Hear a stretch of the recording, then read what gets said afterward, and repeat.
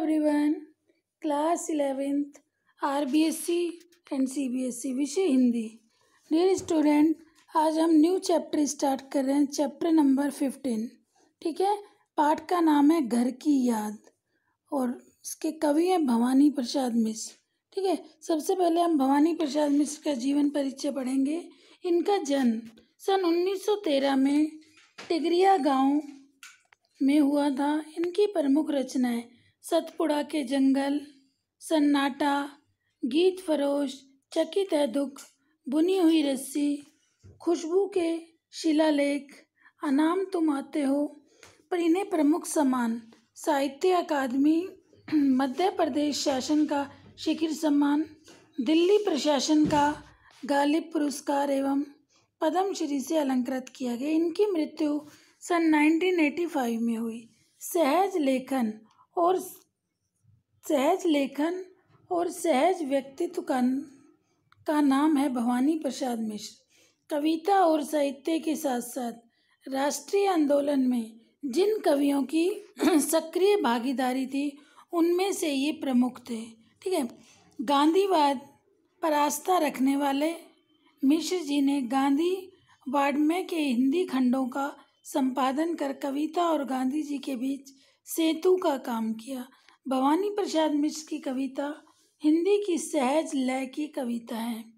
इस सहजता का संबंध गांधी के चरखे की लय से भी जुड़ता है, इसलिए उन्हें कविता का गांधी भी कहा गया है।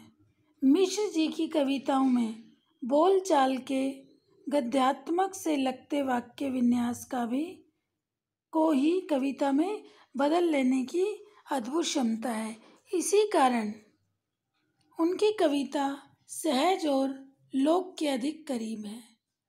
भवानी प्रसाद मिश्र जिस किसी विषय को उठाते हैं उसे घरेलू बना लेते हैं। आंगन का पौधा, शाम को दूर दिखती पहाड़ की नीली चोटी जैसे परिवार का एक अंग हो जाती है। वृद्धावस्था, मृत्यु के प्रति भी एक आत्मीय स्वर मिलता है। उन्हें प्रौढ़ प्रेम की कविताएं भी लिखी हैं, जिनमें उद्यम श्रृंगारिता की बजाय सहज जीवन के सुख दुख और प्रेम की व्यंजना है। नई कविता के दौर के कवियों में मिश्र जी के यहाँ व्यंग और शोक भरपूर है, किंतु वह प्रतिक्रियापरक न होकर सृजनात्मक है। गांधीवाद पर आस्था रखने के कारण उन्होंने अहिंसा और सहनशीलता को रचनात्मक अभिव्यक्ति दी है। घर की याद कविता में घर के मर्म का उद्घाटन है। ये घर की याद कविता में घर के मर्म का उद्घाटन है। कवि का जेल प्रवास के दौरान घर से विस्थापन को पीड़ा सालती है। कवि के स्मृति संसार में उसके परिजन एक एक कर शामिल होते चले आते हैं। घर की अवधारणा की सार्थकता और मार्मिक याद कविता की केंद्रीय संवेदना है। देखिए, भवानी प्रसाद मिश्र ने अपनी रचनाओं में, ठीक है, घर की याद में उन्होंने घर की याद के बारे में बताया है कि कैसे कवि को घर की एक एक चीज, एक एक व्यक्ति की किस तरह से उसे याद आती है। किसे? भवानी प्रसाद मिश्र को। ओके बेटा। अब देखिए आगे पोयम घर की याद। आज पानी गिर रहा है, बहुत पानी गिर रहा है, रात भर गिरता रहा, प्राण मन गिरता रहा।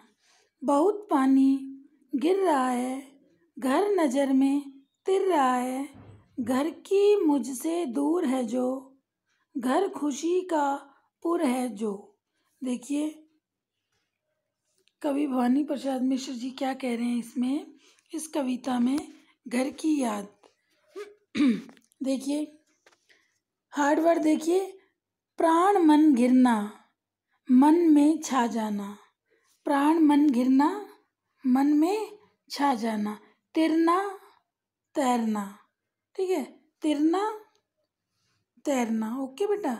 नेक्स्ट है पूर भंडार। पूर्व मीन्स भंडार। ठीक है, अब देखिए यहाँ प्रसंग क्या है, प्रस्तुत गद्यांश। ठीक है, प्रस्तुत पद्यांश भवानी प्रसाद मिश्र द्वारा रचित घर की याद नामक कविता से लिया गया है। ठीक है, प्रस्तुत पंक्तियाँ भवानी प्रसाद मिश्र की द्वारा रचित घर की याद नामक कविता से ली गई हैं। 1942 में भारत छोड़ो आंदोलन के अंतर्गत जेल में बंद है। कवि 1942 में जब भारत छोड़ो आंदोलन चला था उस समय कवि जेल में बंद है। वहाँ उसे अपने घर के प्रिय सदस्यों की याद आती है। वह भावुक हो उठता है, दुखी हो उठता है और बाहर बरसात हो जाती है। उसे देखकर कवि के मन में निम्नलिखित प्रतिक्रिया होती है। देखिए, घर की याद, इसमें किस समय का वर्णन है बेटा, जब 1942 में भारत छोड़ो आंदोलन चला था। ठीक है, उस समय क्या था कि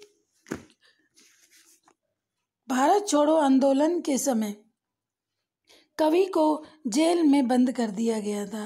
ठीक है, जब कवि जेल में बंद था उस समय अचानक उसे घर की याद आती है और बाहर वो देखता है बारिश हो रही है तो उसे घर की याद आती है। बरसता पानी देखकर जो उसके मन में प्रतिक्रिया होती है उसी का वर्णन यहाँ किया गया है। देखिए क्या कहा गया है, आज पानी गिर रहा है, बहुत पानी गिर रहा है। आज बरसात हो रही है, पानी बहुत अधिक बरस रहा है। रात भर गिरता रहा, प्राण मन में गिरता रहा। कवि कह रहा है रात भर वर्षा होती रही, ऐसे में मेरा मन और प्राण घर की याद में गिर गए। ठीक है, मेरा मन और मेरे प्राण घर की याद में गिर गए। मेरी नज़रों में मेरा घर और घर के सदस्य तैर रहे हैं। बहुत पानी गिर रहा है, घर नज़र में तिर रहा है। मुझे आज मेरा घर और घर के सदस्य याद आ रहे हैं। घर की मुझसे दूर है जो, घर खुशी का पुर है जो।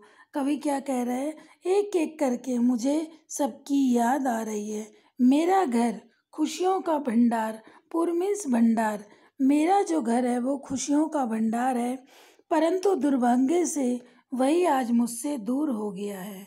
घर की मुझसे दूर है जो, घर खुशी का पुर है जो। दोबारा देखिए बेटा, कवि भवानी प्रसाद मिश्र ने इस कविता में जब 1942 में जब भवानी प्रसाद मिश्र जी जेल में बंद थे, ठीक है, जब वो जेल में कैद थे तो उस समय उन्हें अपने घर की याद आती है। और जब उन्हें घर की याद आती है तो वो क्या कह रहे हैं, आज पानी गिर रहा है, आज वर्षा हो रही है, बहुत तेज बरसात हो रही है, रात भर बारिश होती रही, प्राण मन गिरता रहा। अर्थात बार बार मुझे घर की याद आती रही। बहुत पानी गिर रहा है, घर नज़र में तिर रहा है। आज मेरी नज़रों के सामने मेरा घर दिखाई दे रहा है। घर की मुझसे दूर है जो, घर खुशी का पुर है जो।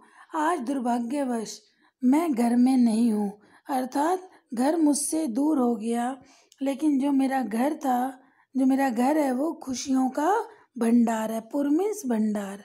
ठीक है, तो ये समझ आ गया कि मिश्र जी किस तरीके से अपने घर को याद कर रहे हैं। भाषा सहज, सरल, प्रभावपूर्ण और अनुभूतिपूर्ण है। वे कविता करने या गाने के बजाय कविता कहते हैं। ओके, नेक्स्ट है घर की घर में चार भाई।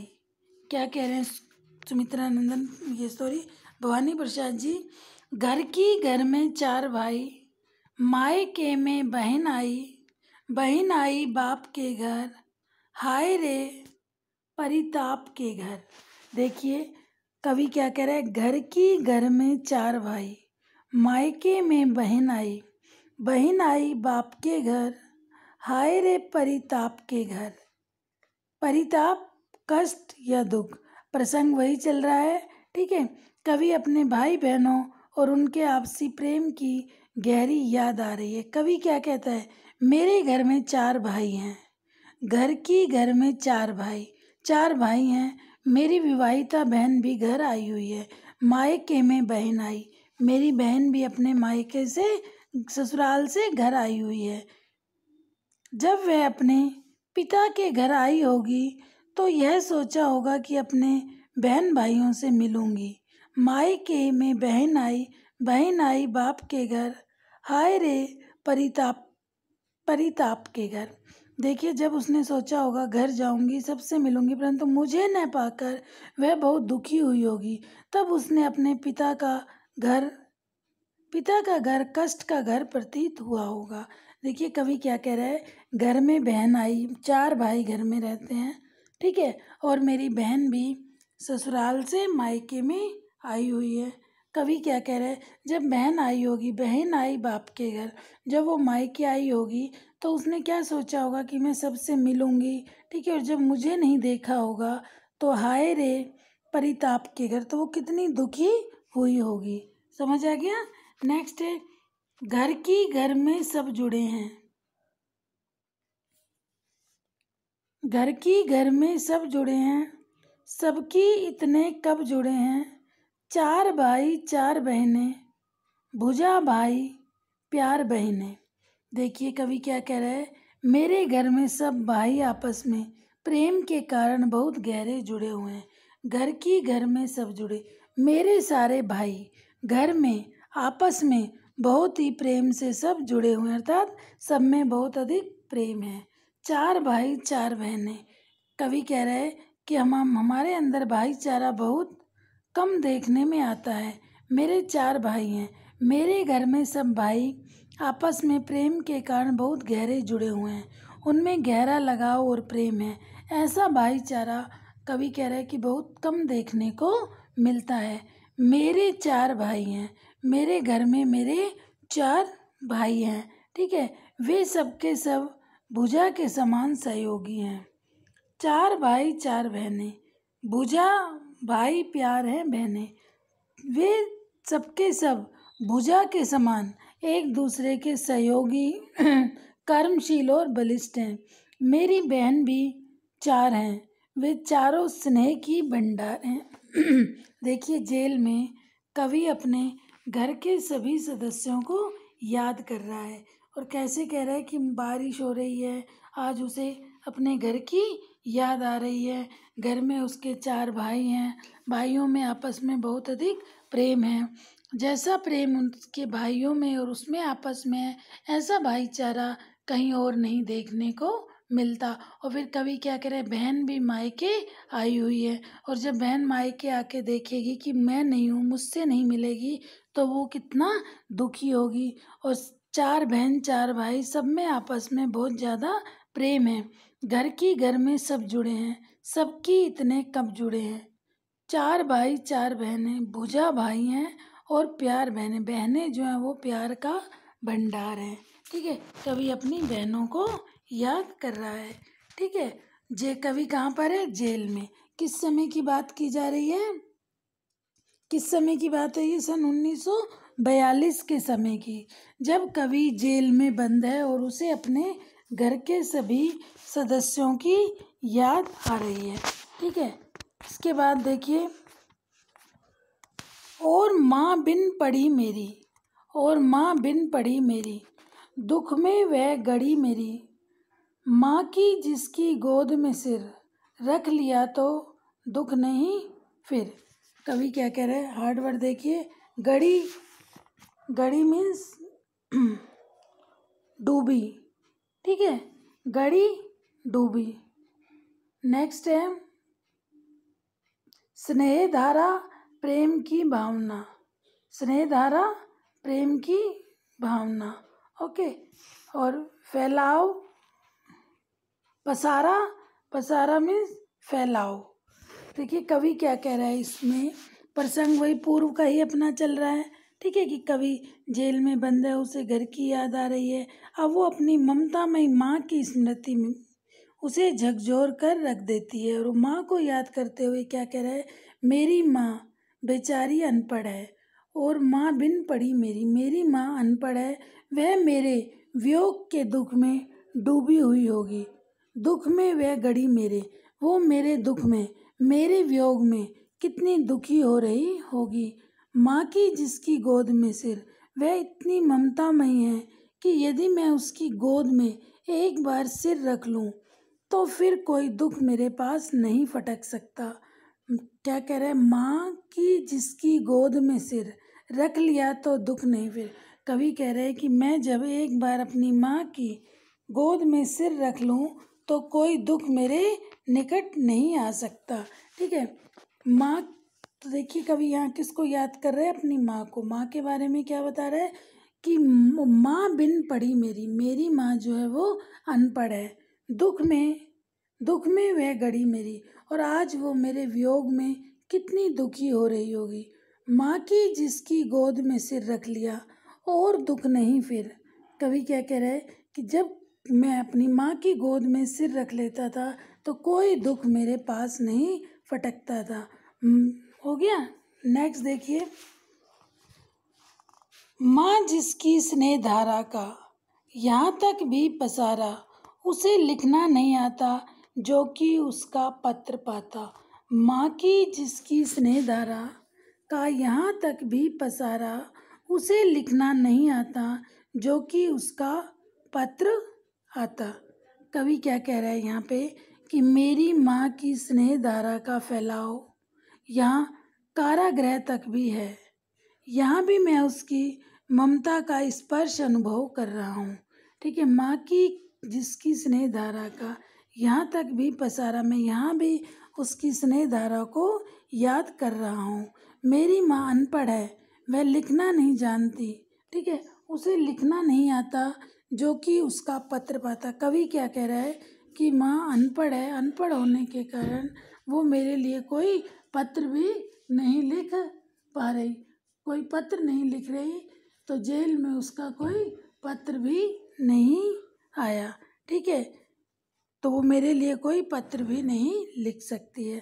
ठीक है, यहाँ कवि ने निरक्षरता की समस्या को भी उभारा है। निरक्षर जो पढ़ा लिखा न हो, साक्षर जो पढ़ा लिखा हो। माँ की गोद में सिर रखने से उसे सारे दुख दूर हो जाते हैं। प्रसार की जगह पसारा शब्द का प्रयोग बहुत सुंदर है। पसारा का अर्थ है फैलाव। ठीक है बेटा, तो ये समझ आए यहाँ तक कि कवि ने कहाँ का वर्णन किया है, कवि कहाँ है, कवि जेल में है, किस समय की बात है। 1942 में जब भारत छोड़ो आंदोलन चला था उस समय कवि जेल में है।